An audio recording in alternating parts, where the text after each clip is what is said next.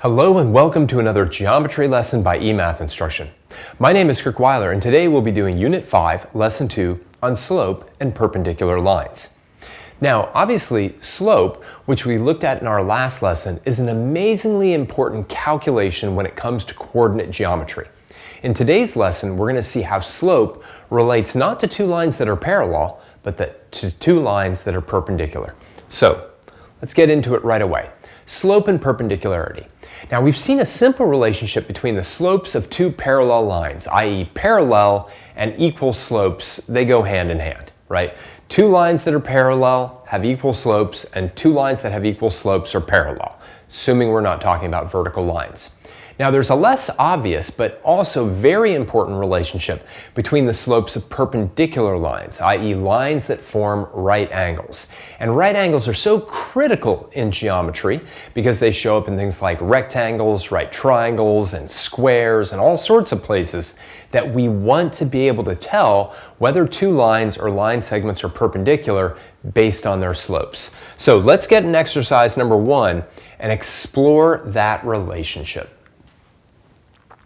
In both graphs shown below, two perpendicular line segments have been graphed. Their endpoints are at A, -2, 1, B, 7, 7, C, 1, 8, D, 7, -1, E, 2, 6, F, 5, -3, G, -3, -1, and H, 9, 3. Sorry for all the coordinates there, but I had to read them all out. All right, so we've got our two graphs, right? And again, in this graph, AB is perpendicular to CD. In this graph, GH is perpendicular to EF. Now what we want to do is calculate slopes and sort of explore a pattern, if you will. So let's take a look at letter A. Determine the slope of each of the line segments. Do so graphically or by using the slope formula, which is the way I'm going to do it. Express each slope as a fraction in simplest form. All right, so let's review how to calculate the slope of a line segment, all right, maybe for AB, and then we'll have you do the rest of them yourself. All right, so here we go, right? Keep in mind that we know that slope, right, is going to be the change in y, which for AB is 7 minus 1, divided by the change in x, which is 7 minus -2.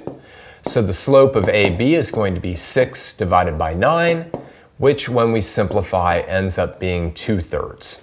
All right, so the slope of AB is 2/3. Simple enough. What I'd like you to do now is pause the video and just calculate the slope of CD. Then we'll come back and talk about it just to make sure you've got that slope formula correct. And then I'll have you calculate the slopes of EF and GH on your own. Pause the video now and calculate the slope of CD. All right, let's do it. So the slope of CD, right, is going to be -1 minus 8. Ooh, that doesn't look good at all. How about -1 minus 8, all divided by 7 minus 1. I am just not getting my numbers to look very good today. All right, -1 minus 8 is -9. 7 minus 1 is 6. And of course, a negative divided by a positive is still a negative. And we can divide both of those by 3. And so I'll get the slope of CD is -3/2. All right, so hopefully you got -3/2.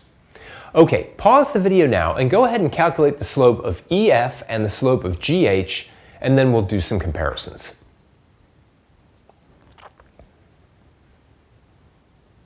All right, let's do it. So the slope of EF, I'm going to say m is equal to -3 minus 6 all over 5 minus 2.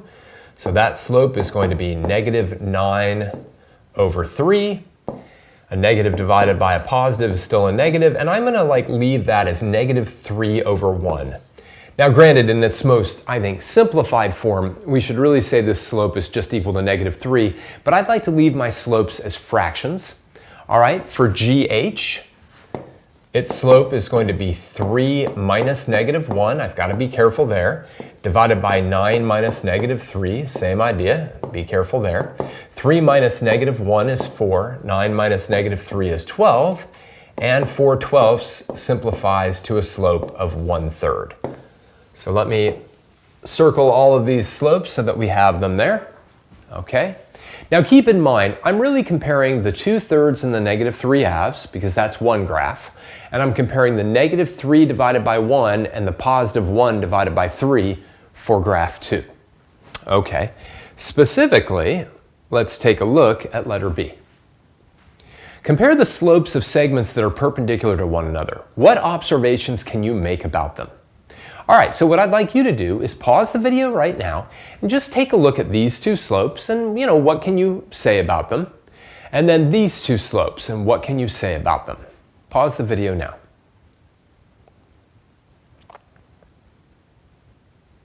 All right, well, one thing I can definitely say is that slopes of perpendicular lines have opposite signs, right? So slopes have opposite signs. In other words, if one of them's positive, the other one's negative. Now, that should make all the sense in the world to you, because if I drew a random line, right, and I said, does that line have a positive or negative slope? You need to be looking at that and going, that's got a positive slope. If I then went on and drew a line that was perpendicular to it, that slope would have to be negative. Sorry, not -1, but it would have to be negative. So there's no getting around it. If one line is going up, then a line perpendicular to it must be going down. So the slopes have to have opposite signs, but it's more than just that, right? If I ignore the signs for a second, so if that was just +3/2 and +3/1, then what I notice is this is 2/3 and this is 3/2. This is 3/1 and this is 1/3. So the other piece is, and I'll have to bring in absolute value here, but the absolute values of the slopes are reciprocals of each other. Now, the only reason I have to bring in that absolute value thing is that technically, right, -3/2 is not the reciprocal of +2/3. The reciprocal of 2/3 is 3/2. So a reciprocal is simply when you take a fraction and you flip it, right? So the reciprocal of 4/5 is 5/4. The reciprocal of 3/7 is 7/3, etc., etc. So we see two things, right? One, the slopes have to be negative of each other, and two, they have to be reciprocals of each other. And we can combine all of this into a simple statement about perpendicularity. Let's talk about the slopes of perpendicular lines. Two lines, neither of which are horizontal nor vertical, are perpendicular to one another if their slopes are negative reciprocals of one another. If one slope is equal to A over B, then the other must be negative B over A. All right? So in other words, if I have a line with a slope of 7/5, a line that is perpendicular to it will have a slope of -5/7. If I have a line with a slope of 4, which is the same as 4/1, then a slope of a line perpendicular to it will be -1/4. If I have a slope of -1/5, then the perpendicular line will have a slope of +5/1, or just 5. Okay, so two lines are perpendicular if they have negative reciprocal slopes. The slopes are both opposite signs, and if you will, the fraction is flipped. It's the reciprocal. Now, obviously, that is a way more complicated relationship than just, hey, two parallel lines have equal slopes. That's a beautiful relationship. Easy, makes all the sense in the world. This one is definitely more complicated. But we're going to get very used to it because we're going to have to use it a lot in this course. Let's take a look at exercise number 2. If segment AB has endpoints at A, -2, 7, and B, 4, 15, then which of the following would be the slope of any line or line segment perpendicular to segment AB? All right, so this is a direct application of the concept that we just looked at. And in order to figure out the answer, what I really need is the slope of AB. So pause the video right now and just come up with the slope of segment AB. Take a moment to do that.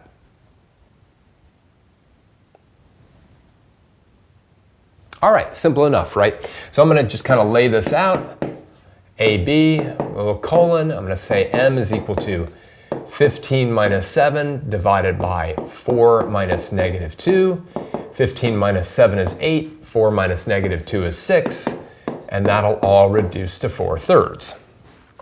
Now you always have to be careful in a situation like this because it would be easy to say, okay, I just calculated the slope of AB, it's 4/3, there's the number 4/3, I circle that and I move on.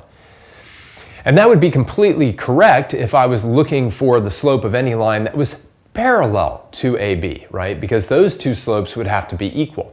But any line segment that is perpendicular to AB has to have a slope that is the opposite sign of this. So this is positive, therefore its slope must be negative. And it has to take the 4/3 and it's got to flip it. So in other words, the perpendicular slope is negative 3/4. Choice 3. All right. Really, really critical to understand this as we move forward. So let's move forward. Let's get more practice. All right, exercise number 3. A line can be drawn through point A perpendicular to line M shown below. Letter A, what will be the slope of the perpendicular line? Justify. All right, well, pause the video now and see if you can figure this out. I wouldn't draw the line right away. Just think about what the slope of the perpendicular line would have to be.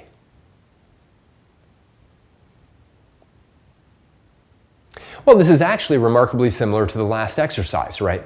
Because if I can figure out the slope of line M, then I'll just find its negative reciprocal, and that will be the slope of the perpendicular line. Now, what I could certainly do is grab a couple points, right, on line M, and I could just calculate the slope of the line between 2 points. Which 2 points? Any 2 points, right? Any at all. But I should be able to figure out what the slope of the line M is just graphically, right? You know, to go from one of these points to the other point, I go 2 to the right and I go 1 down. So for line M, right, its slope would be negative 1/2. All right, now that's not the answer to the question, right? The answer to the question is what will be the slope of the perpendicular line? That's just the slope of line M. Well, the slope of the perpendicular line will be positive, right? Because this is a negative slope. Its perpendicular line will have a positive slope. And it won't be 1/2, it'll be 2/1. So the slope of the perpendicular line will be positive 2/1 or just m equals 2. And either one of these things works fine, although probably the 2/1 works better because then you can interpret it as, right, for every 1 unit that we go to the right, we're going to go 2 units up. And that'll be the key in letter B. Let's take a look. At what point will this line intersect line M? Show how you found your answer. All right, we'll see if you can figure that out. Pause the video now.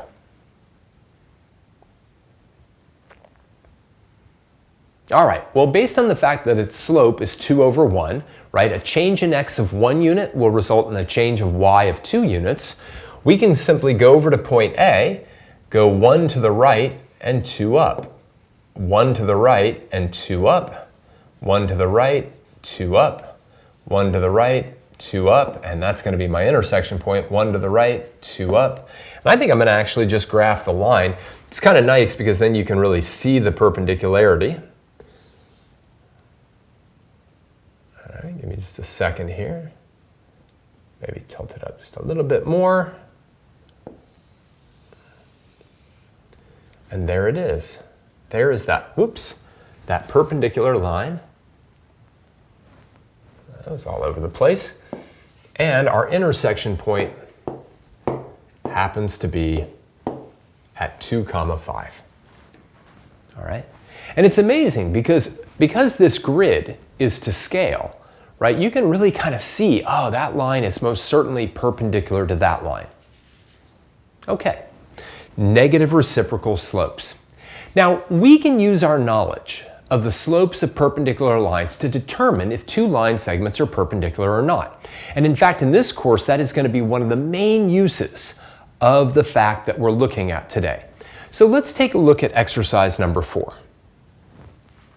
Two segments, segment AB and segment CD, have endpoints at A, -2, -4, B, 2, 8, C, -3, 3, and D, 5, 1. Is AB perpendicular to CD? Justify with numerical evidence.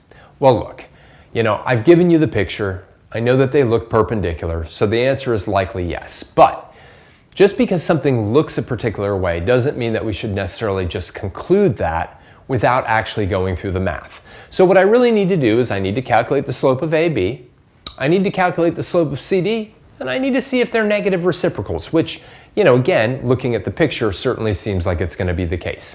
So why don't you pause the video now and actually calculate the slope of AB, calculate the slope of CD using the slope formula, and then let's compare them. Take a few minutes to do that.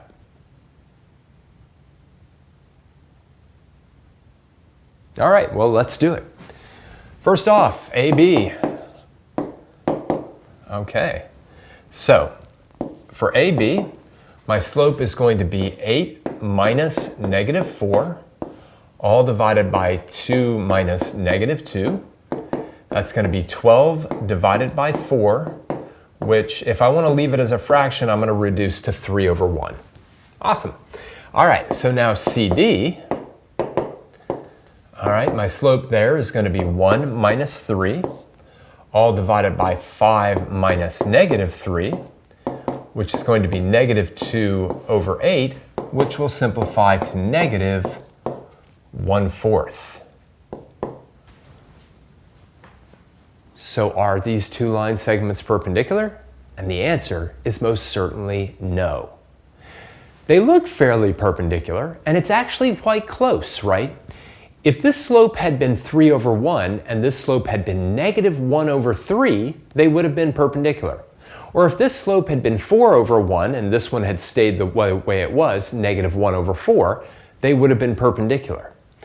But these two slopes are not negative reciprocals, and therefore these two line segments are not perpendicular. And in fact, let me just write that down. I'm going to get a board going crazy here. Let's try that again. I'm going to say no because the slopes are not negative reciprocals. All right, important. Let's take a look at one more problem.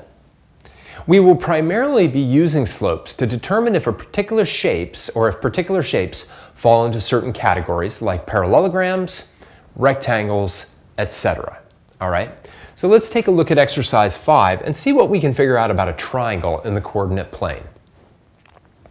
The vertices of triangle EFG are located at E, -4, -4, F, 8, 0, and G, 5, 9. Letter A, plot and label triangle EFG. All right, this is simple enough. Why don't you go ahead and do that? And then we'll get that plot up there, and then we'll talk about letter B. All right, awesome. So I've already just kind of got it here with the magic of the screen, okay? There's my triangle EFG. And now let's take a look at letter B. Use slopes to determine if triangle EFG is a right triangle. All right. Well, this is really all about connecting perpendicularity with right angles, right? The definition of a right triangle is it is a triangle that contains a right angle, okay? And of course, in order to have a right angle, you have to have two sides that are perpendicular to each other. So what I'd like you to do is calculate the slope of each one of the three sides and see if this is a right triangle, all right? Pause the video now and calculate the slope of side EF, the side FG, and side EG.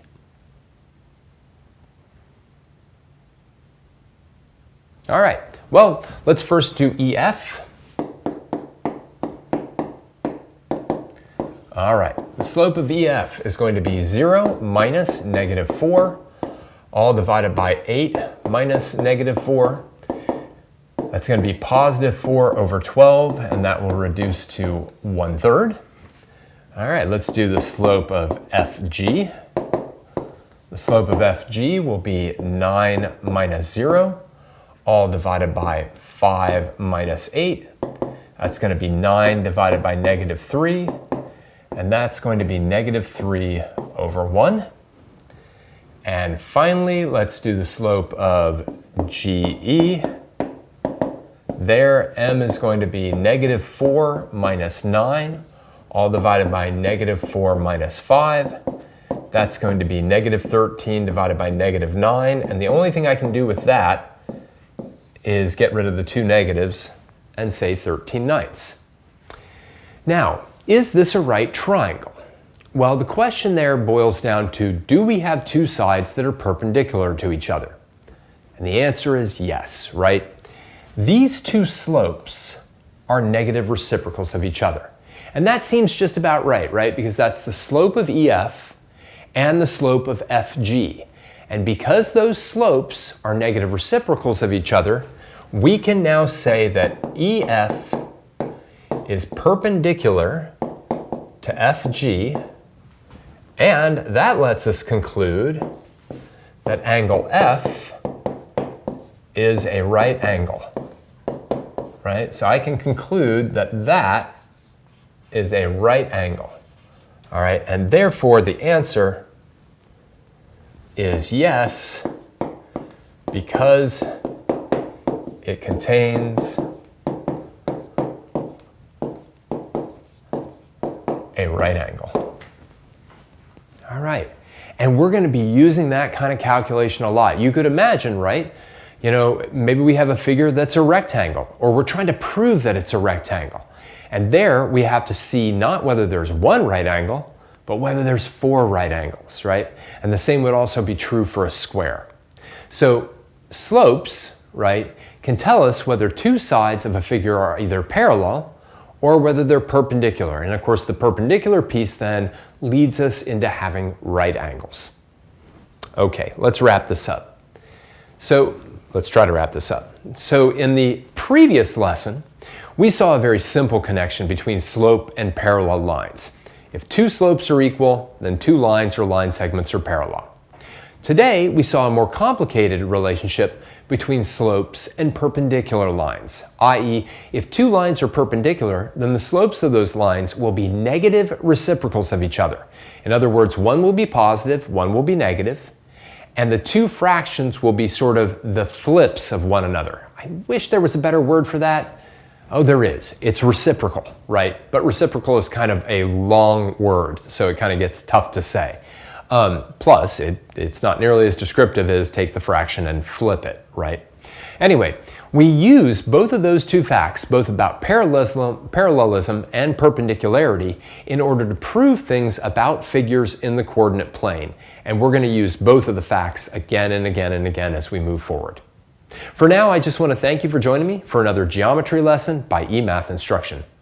My name is Kirk Weiler, and until I see you again, keep thinking and keep solving problems.